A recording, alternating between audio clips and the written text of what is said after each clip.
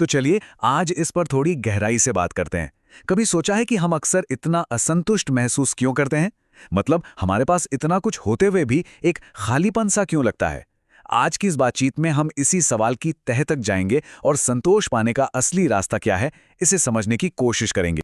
ये एक ऐसा सवाल है जो शायद हम सबके मन में कभी ना कभी तो आता ही है। ऐसा क्यों लगता है कि कुछ कमी है, कुछ रह गया है, कुछ और चाहिए?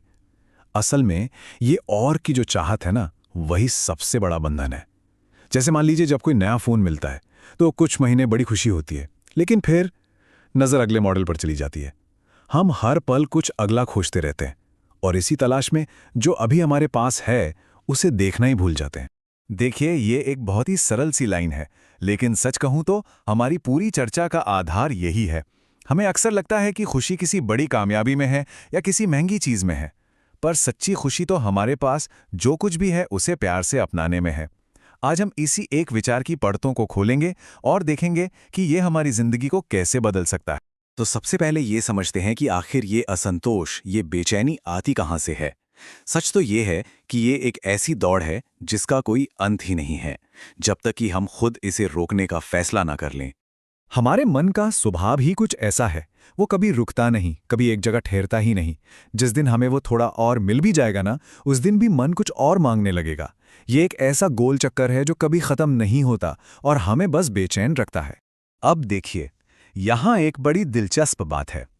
जिंदगी तो सिर्फ वर्तमान में है, मतलब इसी पल में, पर हमारा मन, वो हमेशा भविष्य की तरफ भागता रहता है। और जो इस पल को खो देता है, असल में वो जिंदगी को ही खो देता है।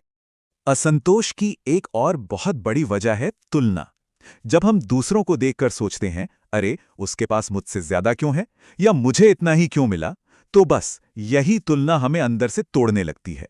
ये हमें ऐसा महसूस कराती है कि हम कहीं कम रह गए, जबकि सच्चाई तो ये है कि हर इंसान का अपना सफर है, अपना रास्ता है। तो अगर असंतोष एक समस्या है, तो इसका समाधान क्या है? इसका जवाब छिपा है स्वीकार की गहरी समझ में। चलिए आगे बढ़ते हैं और देखते हैं कि ये आखिर काम कैसे करता है। एक बात समझनी बहुत जरूरी है। स्वीकार का मतलब हार मान लेना या गिव अप करना नहीं है। इसका सीधा सा मतलब है कि जो भी हमारे पास हैं, जैसी भी परिस्थितियां हैं, उन्हें प्यार और सम्मान के साथ अपनाना। ये एक सोचा समझा प्रेम से लिया गया फैसला है, कोई मजबूरी नहीं। ये बात इस विचार को और भी पक्का करती है। संतोष कोई बाहर की मंजिल नहीं है, ये तो मन की एक भीतरी अवस्था है। इसका बाहर की चीजों से कोई लेना देना ही नहीं है। जब हम ये मान लेते हैं कि जो है, जैसा है, वही काफी है, तभी असली आनंद का अनुभव होता है। इस स्लाइड से ये बात बिल्कुल साफ हो जाती है। देखिए, जीवन में जरूरतें बहुत सीमित होती हैं, पर इच्छाएं, उनकी कोई सीमा नहीं, वो अनंत है। जरूरतें पूरी होने पर शांति मिलती है, लेकिन इच्छाएं मन को हमेशा भटकाती रहती है और यही हमारी बेचैनी की जड़ है। तो यहाँ सबसे जरूरी बात यह है कि संतोष एक फैसला है। यह हालात बदलने से नहीं, बल्कि अपना नजरिया बदलने से आता है। जिस पल हम ये कहना सीख जाते हैं कि बस जो है बहुत है, उसी पल जिंदगी की सारी दौड़ भाग खत्म हो जाती है। अच्छा, अब जब हमने सिद्धांत समझ लिया है, तो सवाल ये उठता है कि इसे अपनी जिंदगी में लागू कैसे करें। तो ये खंड हमें कुछ प्रैक्टिकल तरीके बताएगा। यह समझना बहुत जरूरी है कि यह कोई जादू की छड़ी नहीं है, कोई एक बार का समाधान नहीं। यह एक साधना है, एक अभ्यास जिसे रोज करना पड़ता है।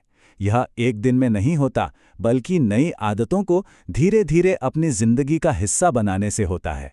ये 3 मुख्य आदतें हैं जो असंतोष के चक्र को तोड़ने में मदद करती हैं।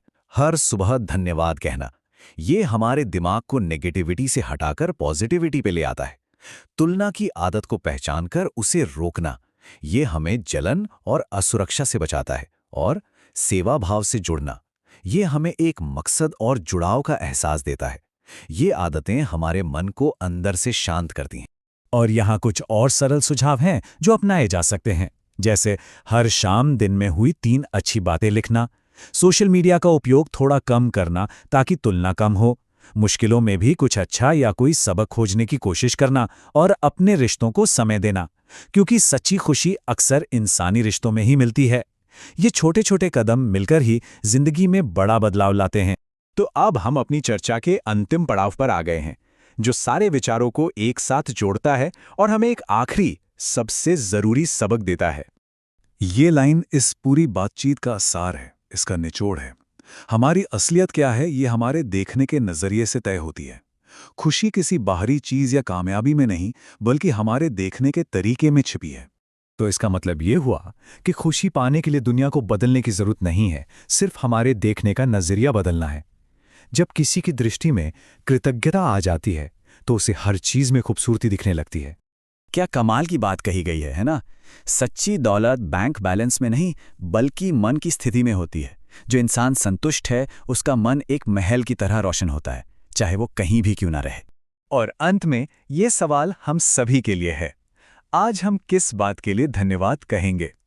ये एक ऐसा विचार है जो इस संदेश को सीधे हमारी जिंदगी में लागू करने के लिए प्रेरित करता है। एक गहरी सांस, एक शब्द धन्यवाद और एक हल्की सी मुस्कान, शायद यहीं से बदलाव की शुरुआत हो सकती है।